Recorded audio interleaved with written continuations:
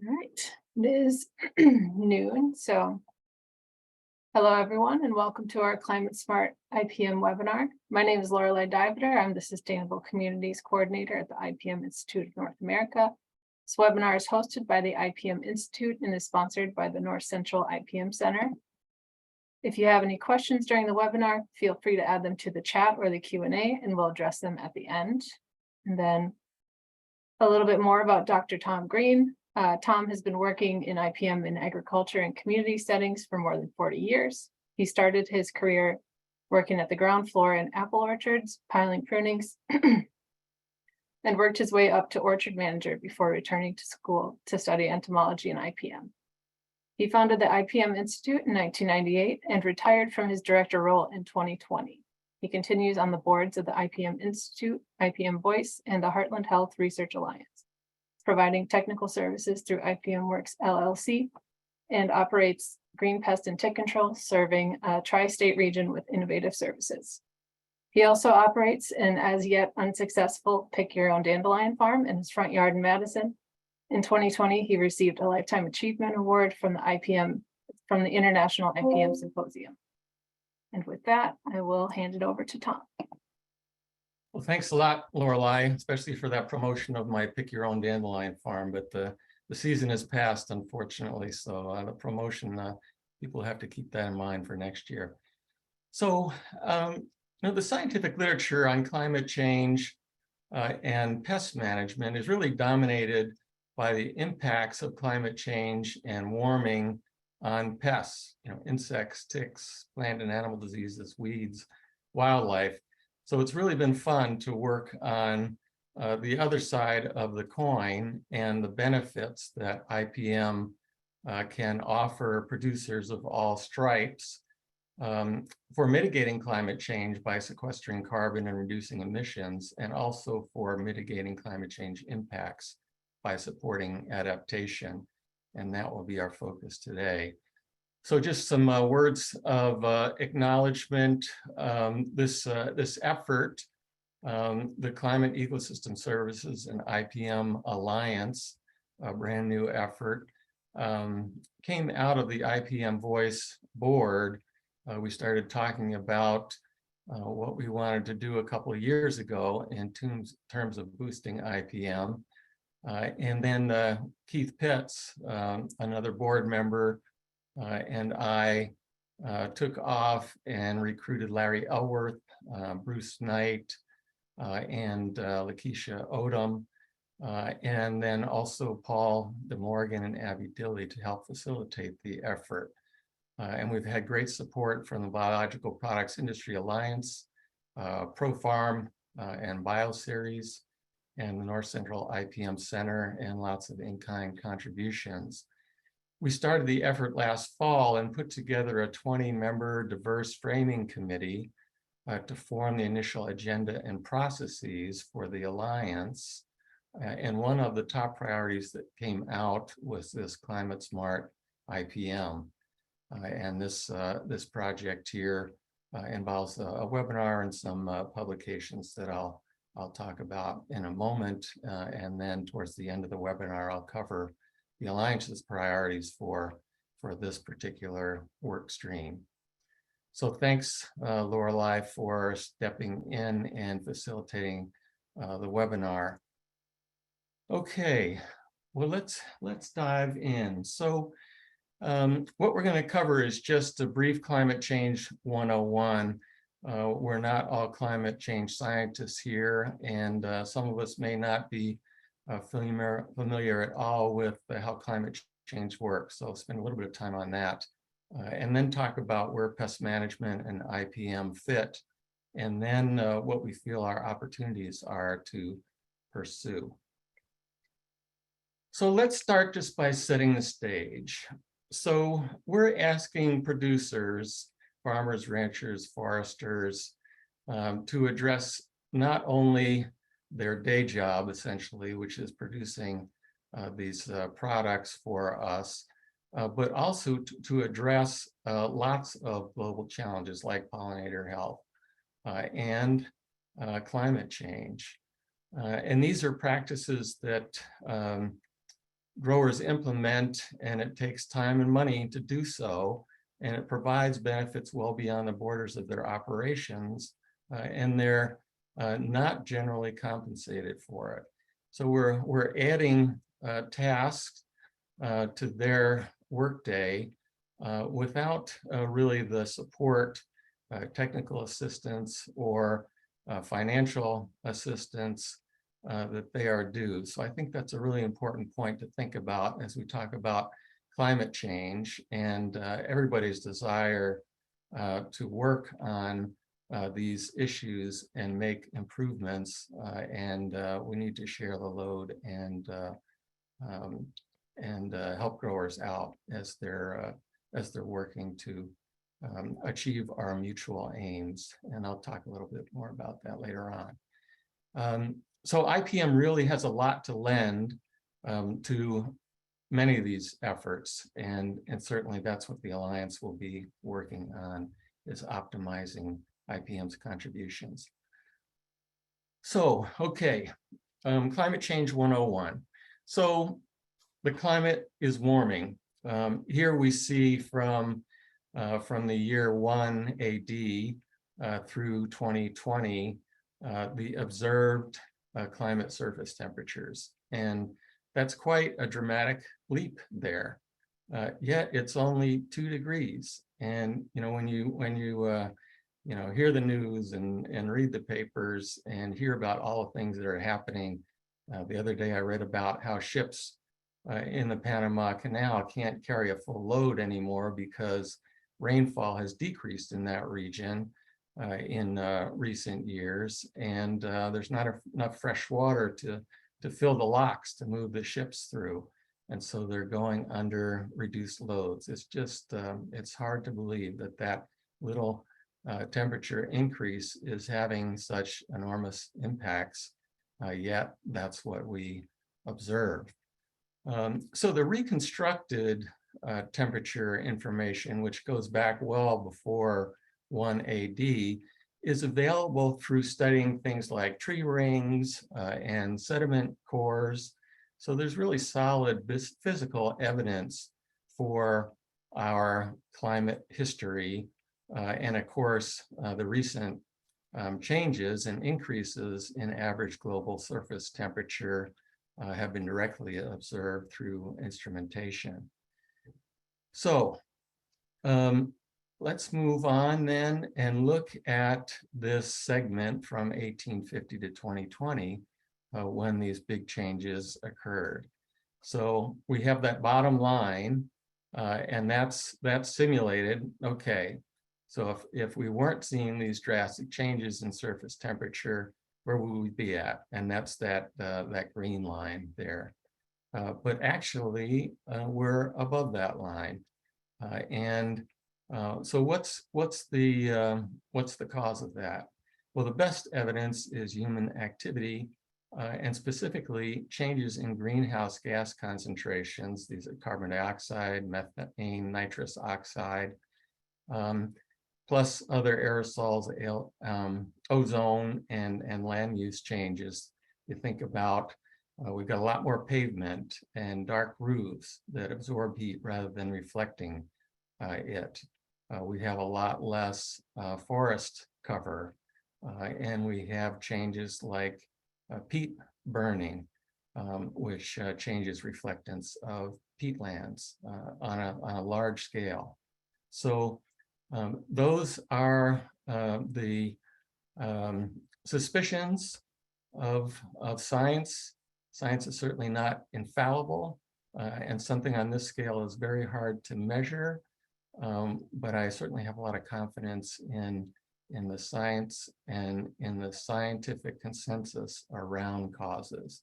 So let's look at those. So largest source of greenhouse gas emissions, so that's the big change that's been happening associated with this leap in temperature, is greenhouse gases. And the bulk of those come from burning fossil fuels for electricity, heat, and transportation. And we can see from the pie there that about 10% of the greenhouse emissions in the US come from agriculture.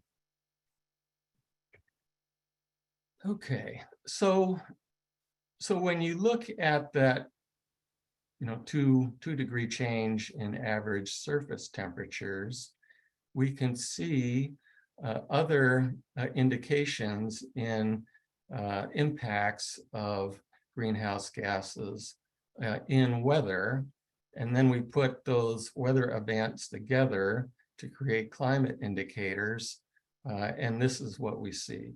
And I'm sure everyone on the call today has heard of these in the news, one or another, and how we're experiencing higher winter, spring, and summer temperatures, more heat waves, more and persistent droughts, and then also extreme weather events like one-day precipitation events that have led to extreme flooding. I mean, enormous amounts of rainfall in Florida just a couple of months ago, 20, 24 inches in a 48-hour period.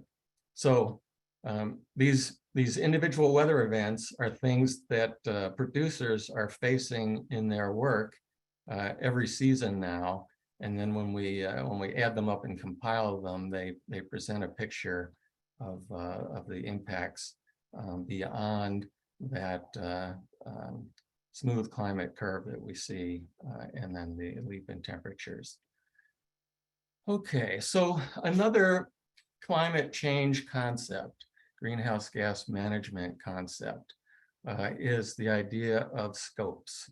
So if we look in the middle of the graph there with the red star is now scope 1 are my direct emissions.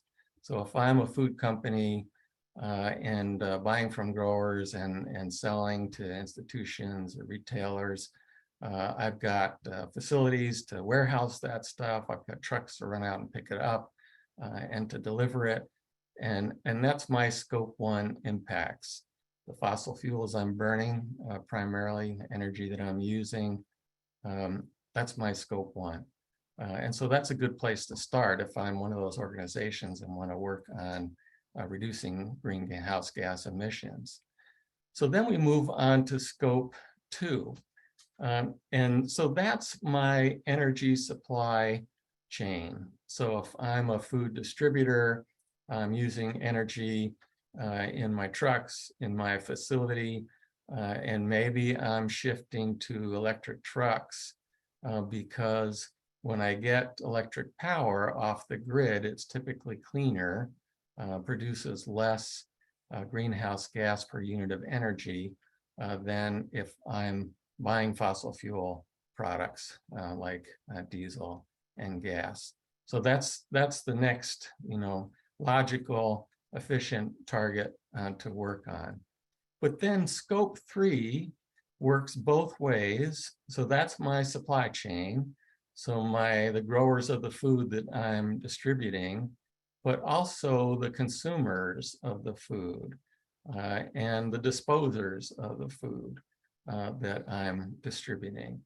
And so that's more challenging to reach to. But if I'm a food company and I've set a goal for greenhouse gas reductions by 2030, it probably includes capturing some of those reductions, both upstream from my suppliers and downstream from my consumers. So what's happening in that environment? This is a survey just came out yesterday. So this is food retailers. There were 50-some retailers that participated in this survey. If I'm remembering correctly, 43% reported that reducing carbon emissions is a top sustainability goal, along with reducing packaging. And sustainability overall is a primary priority for 37% of them. 31% rate it as a secondary priority. So 70% of retailers have sustainability as a priority. Why? Because their parents, grandparents, they care, and also because they're under a lot of pressure from external forces their customers and also shareholders to respond to their concerns. And they will lose business based on what they're doing around sustainability. They will lose or gain business. And so many companies have sustainability people at the very top level of their organizations and have sustainability reports that they put out every year, and we'll see an example in a minute. So that explains some of the pressures that growers are on. You know, it's not only scuttlebutt, it's your preferred buyer of your product coming and asking you to help them out and meet their sustainability goals, not only around carbon, but around biodiversity, for example, and worker health and safety. So these are some of the efforts that growers are putting time and energy into to keep their favorite customers happy and address concerns that we all share and deliver benefits beyond the nutrition and the quality in the products that they're growing. Okay, so that's Climate Change 101 and how it relates to supply chain pressures on growers to contribute. And again, it's most often without additional compensation. It's tough for retailers, for example, to increase their prices and be higher than the store down the street and explain to customers that they're doing that because they're delivering all these other benefits. It just doesn't fly in the marketplace. There are not enough consumers who will pay that extra percent that would be required to cover those costs. Okay, so let's move on then to pest management and IPM in perspective. So when we look at greenhouse gas emissions, these are the contributions in perspective. So overall, 54 billion tons, in the last year or so. So this is annual emissions. That's 100% of the greenhouse gas emissions. Food systems are 18 billion tons, or 33% of that. So that includes upstream and downstream, so distribution and processing and delivery. Agriculture is 7 billion tons, so 13%, pretty close to that 10% that was in the EPA data a couple slides back. Livestock is 3 billion tons, or 6% of total. Crops, 2%. And then what about pest management? We don't really have a good number. We haven't done the research to come up with how many billion tons of greenhouse gases pest management is responsible for. It's certainly lower than nutrient management. Nitrogen fertilizer, for example, to produce nitrogen fertilizers is carbon intensive, and nitrogen emissions are more powerful than carbon dioxide in terms of creating a more potent greenhouse gas that traps more heat per unit. So we don't have that number. It's small, compared to food systems, in total. It's small compared to nutrient management, I am sure. But that doesn't mean when your mom tells you to turn the light out when you leave your bedroom that you can say, doesn't really matter, Mom, it's nothing. It's a drop in the bucket. That wouldn't fly. Well, same thing with pest management. We have opportunities to contribute. And in pest management, we have significant opportunities, and we'll get more into that in a moment.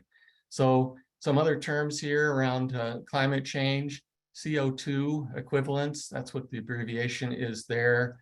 And what that means is we've taken those other greenhouse gases, methane and nitrous oxide, and we've converted those into CO2 equivalents and then added those numbers to the numbers that you see here, the billions of tons that you see here. As I mentioned, nitrous oxide is more potent than carbon dioxide, so 1 unit of nitrous oxide is multiple units of carbon dioxide.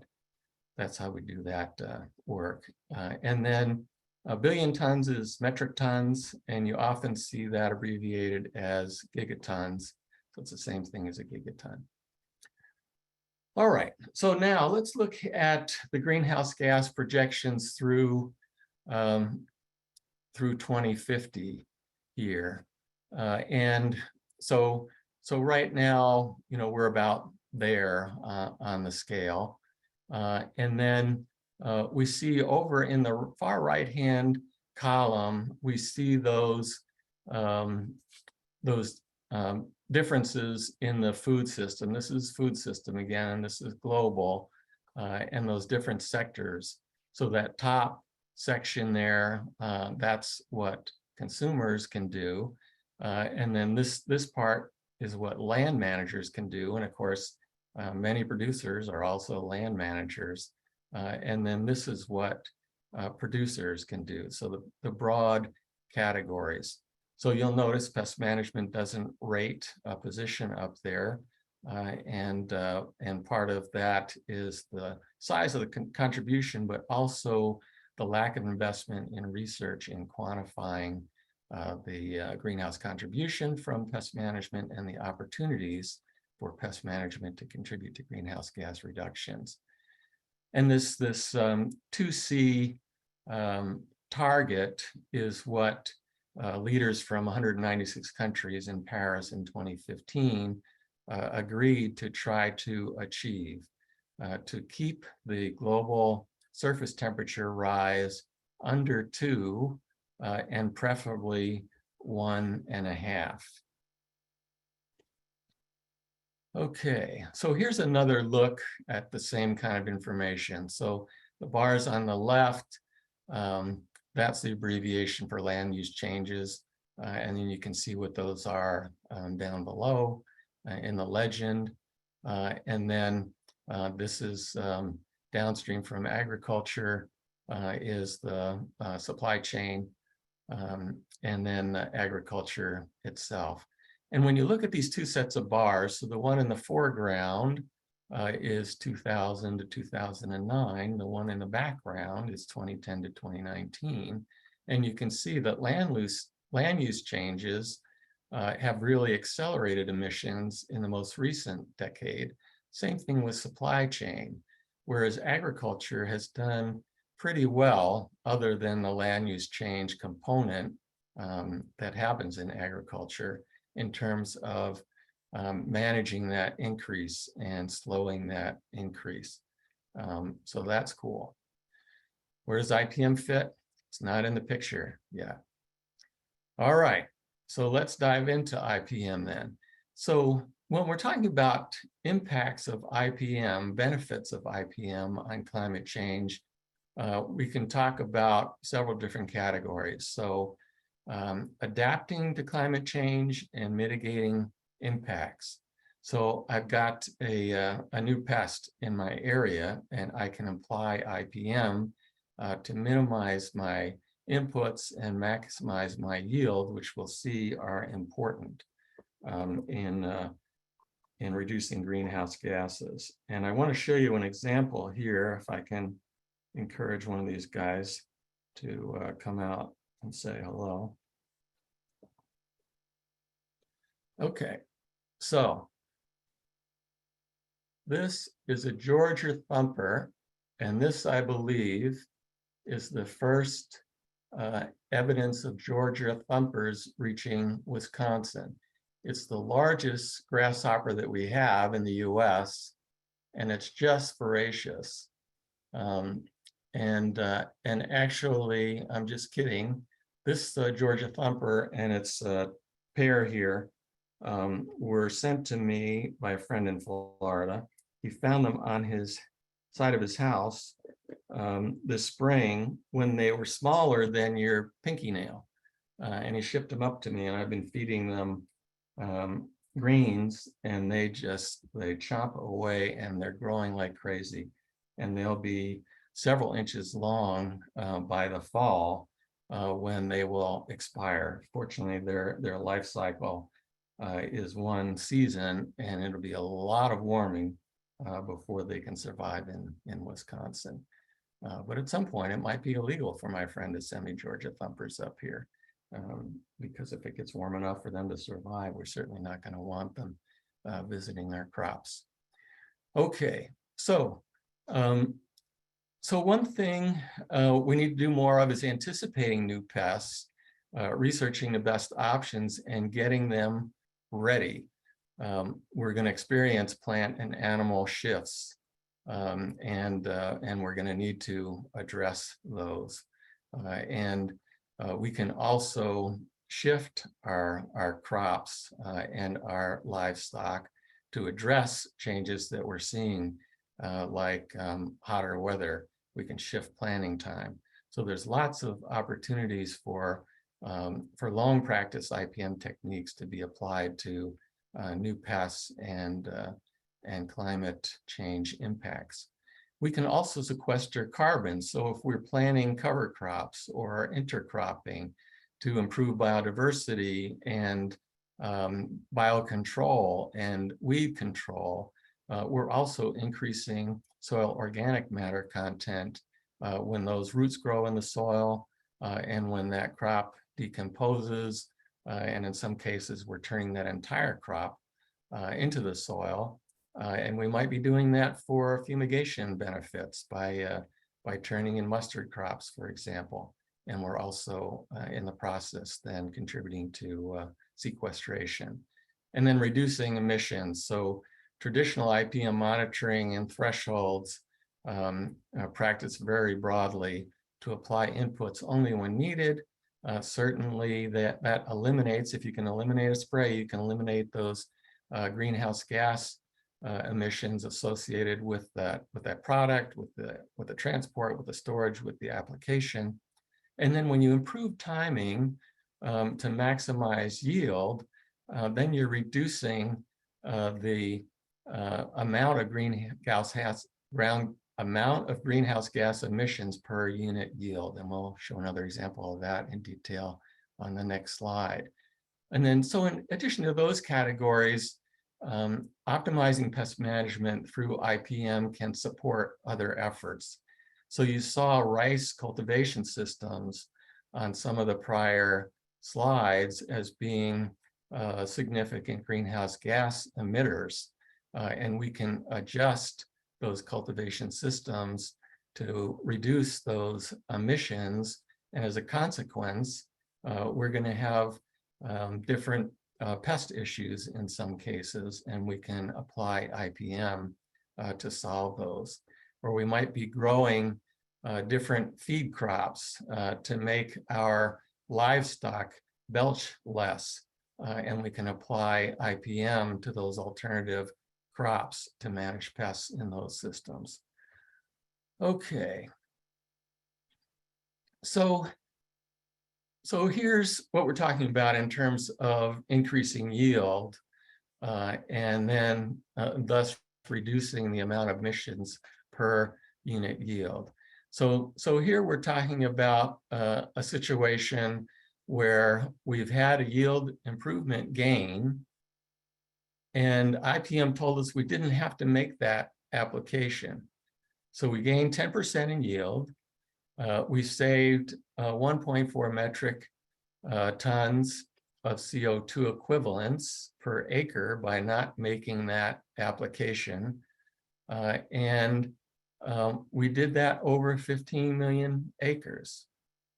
And when we add that up, it comes in up to a substantial number of dollars in savings from the input cost reduction, certainly, but more importantly from carbon markets if they were buying.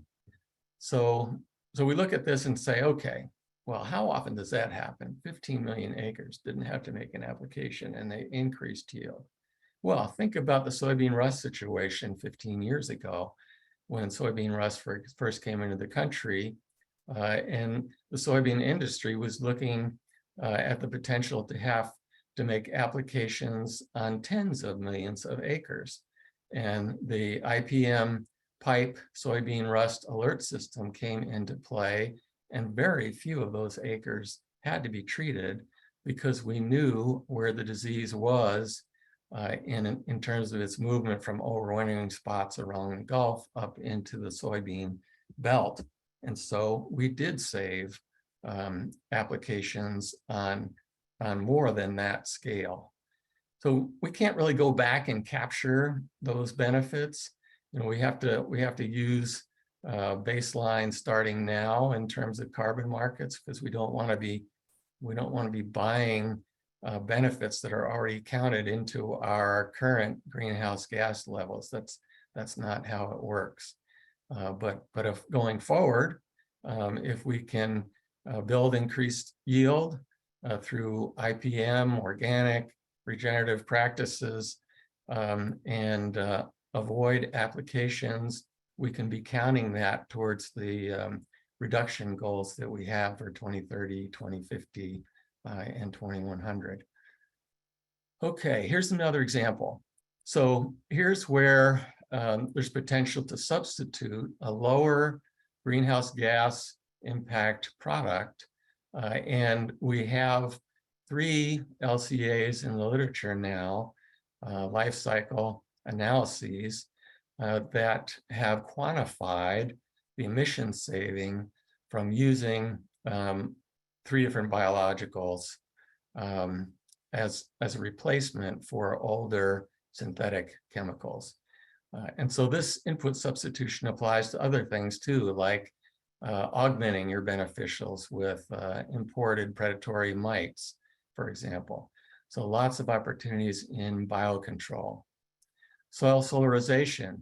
Here's another LCA in the literature. This was done in California, and it looked at the potential for the tomato industry in California to reduce their greenhouse gas footprint by using a waste product, tomato pumice, as a mulch to then allow the soil to heat up to help control weeds and pathogens and potentially nematodes versus a synthetic fumigant. And again, they've quantified through that life cycle analysis the benefit there. So not a pittance, not just turning your light off in your bedroom. All right, more.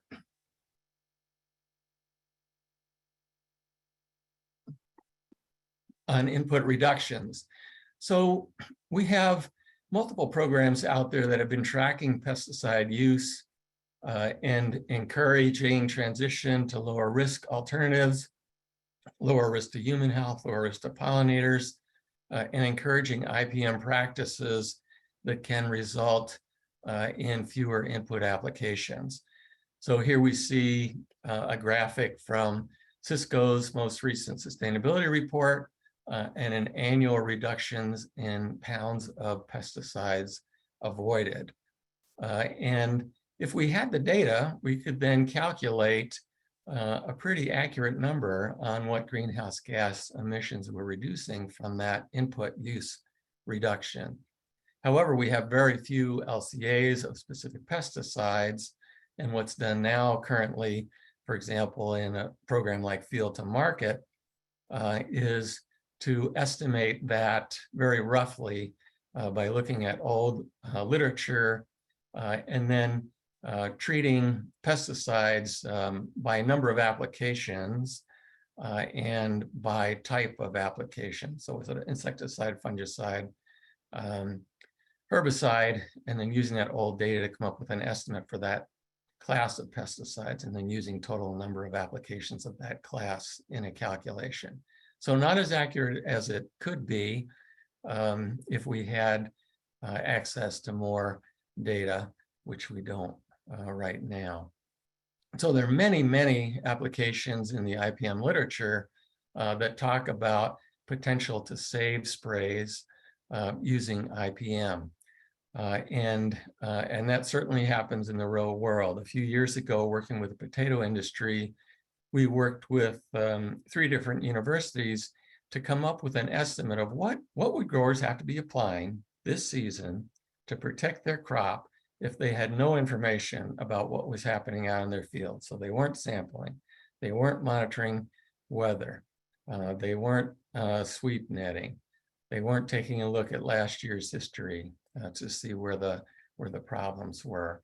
And it was typical old, 50 years ago, calendar-based spray schedule. And we looked at what potatoes growers are doing now, and it's a huge reduction. Of course, we can't capture that entire reduction, otherwise we'd be counting stuff that's already gotten us to where we are. But when we looked into the database that we drew that pesticide application information from, there were growers that were using spray schedules that look very much like that calendar-based schedule. So we do have opportunities to increase IPM adoption and make gains in input reduction. And we do have opportunities to create programs that will reward and incentivize growers that are already achieving high-level reductions. Another example of where we're at with IPM adoption is that USDA Natural Resources Conservation Service did a number of watershed surveys over the past 15 years of grower practices. Oh, sorry there. Where was I? And they estimated that across all these watersheds, only about 10% of growers were doing high-level IPM, so using a good number of the IPM practices available to them. So that also points to lots of opportunity for IPM going forward to do what it does, and also contribute to greenhouse gas reduction and climate change mitigation. Okay, so what we did, we went through the spring, the NRCS, USDA NRCS IPM standards, the 590 standards, and the Conservation Security Program, and we pulled out all of the IPM practices that were referenced in there, and then we drew associations to potential climate smart benefits, and there's lots and lots. And so this list is truncated. You can see number 3 and number 4 up there continue well beyond what's presented on the slide. So lots of work to do, and we'll talk about what needs to be done to move these opportunities forward. Okay, so moving on now to opportunities. So climate smart IPM is a big opportunity. How do we make it happen? So we need to look at our IPM tactics, identify and prioritize based on potential benefits, so then we can dive in and fill those information gaps, get those LCA dones for those IPM practices and for lower impact input options, both chemical and non-chemical options. We need to get some consensus methods together to credibly quantify that value. We need to then develop improved technical assistance and incentives and outreach. NRCS has enormous dollars currently to invest in climate smart ag, and in general, IPM investments are less than 1% of NRCS investments per year. And IPM until the spring didn't even have a seat at the table or a conversation with NRCS about including pest management in climate smart. Now that's been done and it's underway and it's moving forward. We all need an easy button to get this done, because growers can't contribute if the return on investment in the time and energy putting into documenting what they're doing and documenting the climate benefit eats up more than what the return is. Everybody, producers, distributors, everybody needs the easy button to get that done. And then, as I mentioned, lots of opportunity to increase IPM.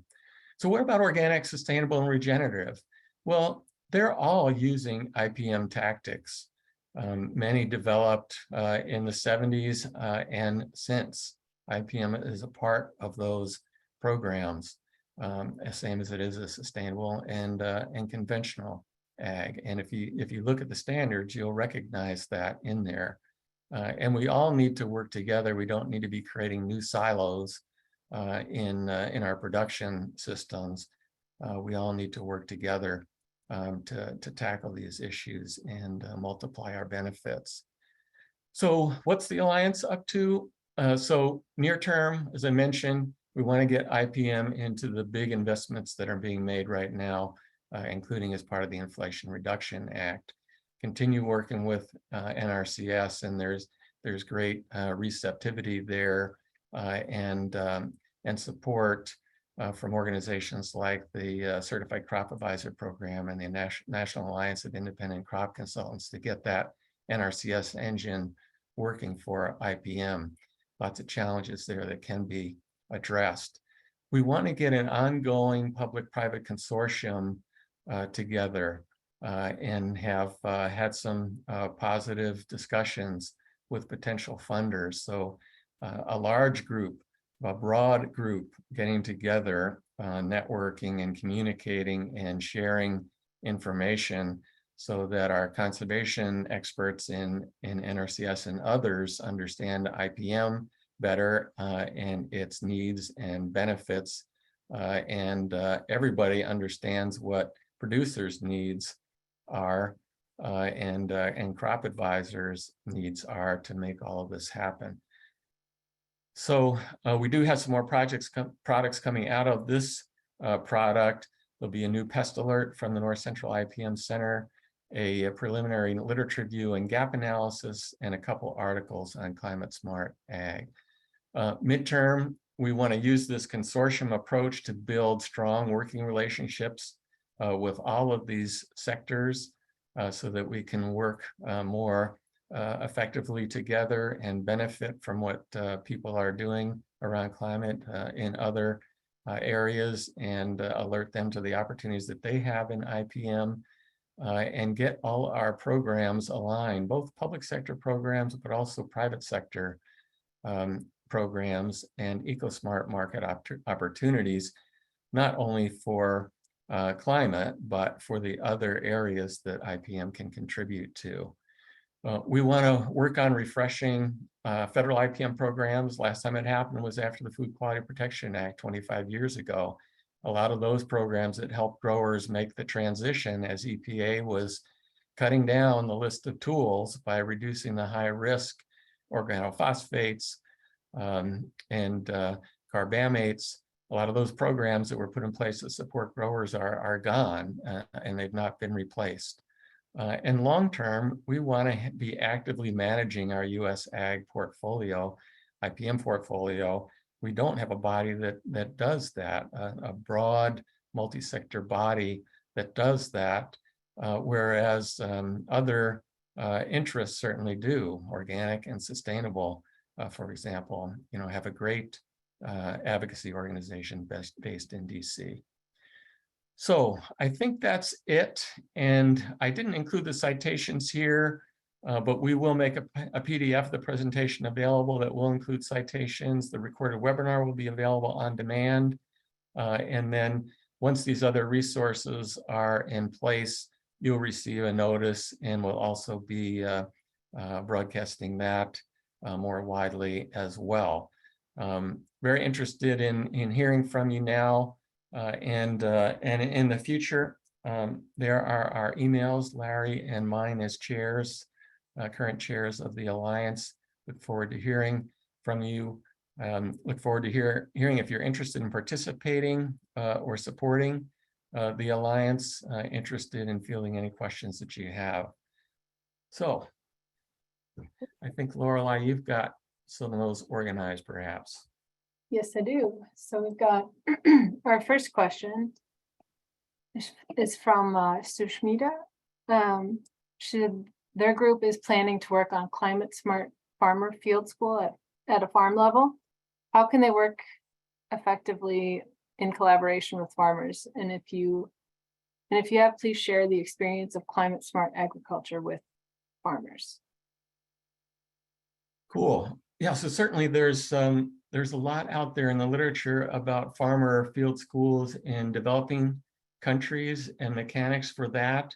There are also some great, very recent models in regenerative ag. General Mills has been involved in that and bringing consultants and convening farmers in their supply chains, to hear about regenerative ag and pilot regenerative practices, which include IPM practices, and share results and technical support from these experts. So I think those are great models to look at. And if you need context there, drop me an email, and I'd be happy to connect you with some of those experts. Thanks. And then another one here is, how can you include youth and children in climate smart IPM? Really good question. And I have not yet begun to fight that one. Hasn't really even occurred to me in terms of the citizen science potential. But a really good suggestion and something we need to add to the opportunity list. Cool. And then we have another one here from Scott. I don't know how to say your last name, so I apologize.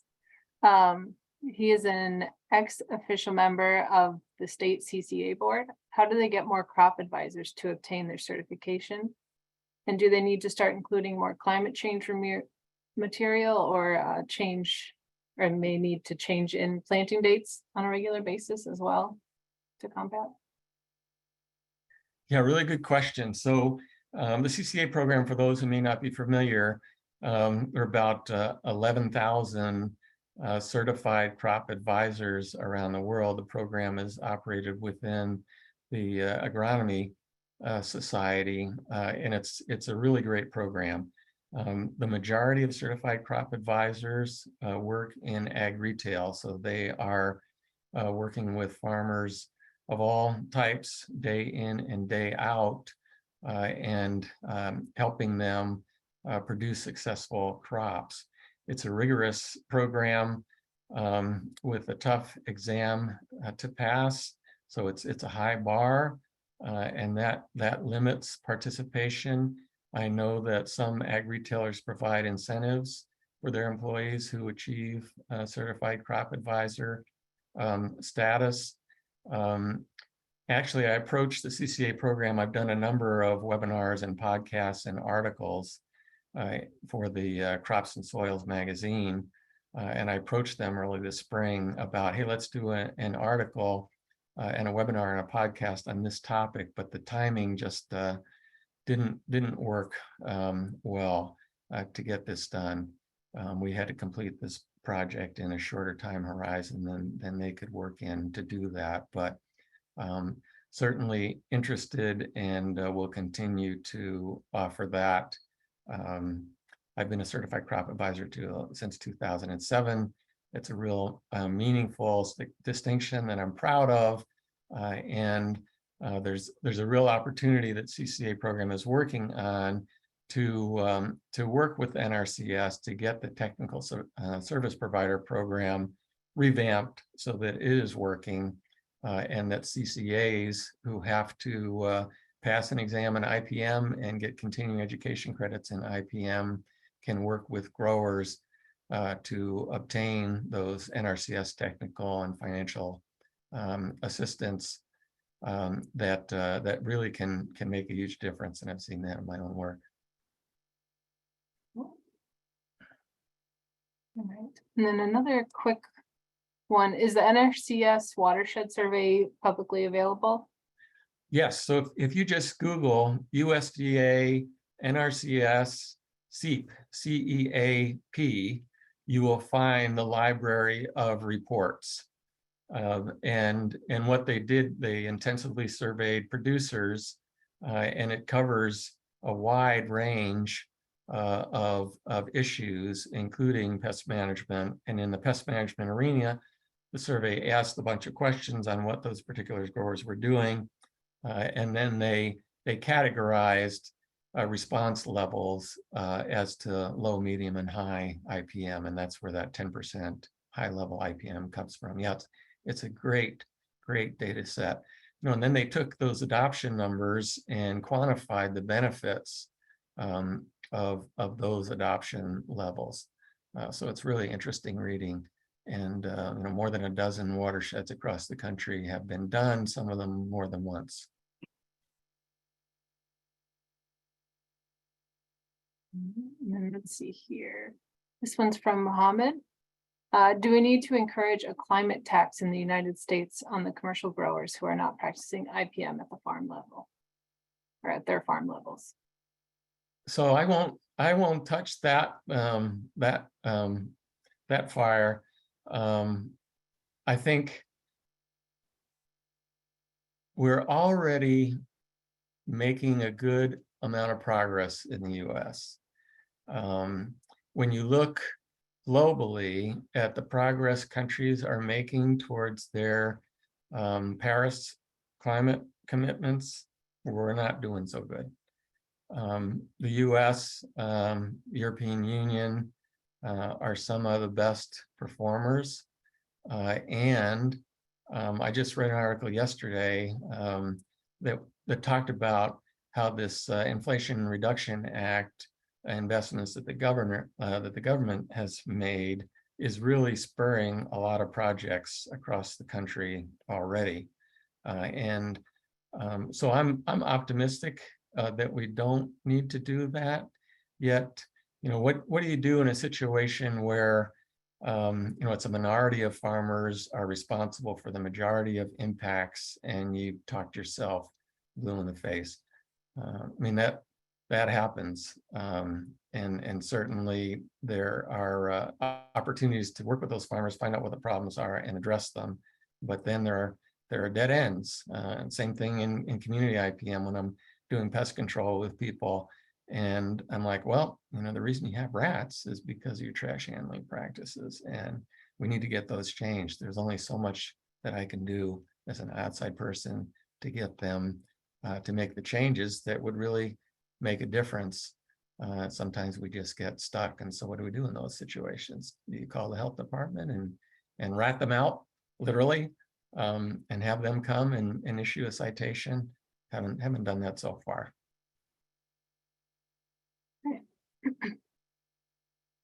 All right.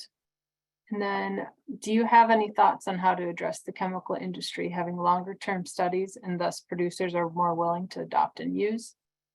I have talked about IPM as a part of reducing non-point source pollution. Alternatives to chemical pesticides were not well accepted. Let's see. So, everybody's looking for the easy button, and many times reaching for the jug is the easy solution. We all bear responsibility for that. And part of that responsibility is to increase availability of technical assistance and incentives to make non-chemical options more on par with some of those easy buttons. And we certainly have not done that. Just the example I cited about NRCS, they do amazing work and get a lot of dollars working out on private lands to improve impacts. But we've really fallen flat on our face in terms of using that resource for IPM. Lots of challenges there that we can and will address and really need to. So, and certainly the the rural sociology literature is just full of examples of attempts and successes and failures in increasing adoption of best practices, generally that don't come in a jug or a bag, whether that's fertilizer or pesticides. And one of the bright spots is just the huge explosion of biological pesticides with low carbon footprints and low biodiversity footprints. They're gaining traction in the marketplace over the past decade. So we do have many more solutions now in a jug that's that easy button that have lower impacts. And an example that can be seen in the pesticide risk tool that IPM Institute developed with a bunch of scientists. And you run pesticides through that tool, and it gives you a risk rating. So you can run a single application through and it'll give you risk rating, or you can take a season's applications in a particular crop and it'll give you a risk rating. And you run through somebody's spray schedule from 20 years ago when we're still using all the OPs and the carbamates, and you look at that, same growers, same location, spray schedule now, the risk reduction is enormous.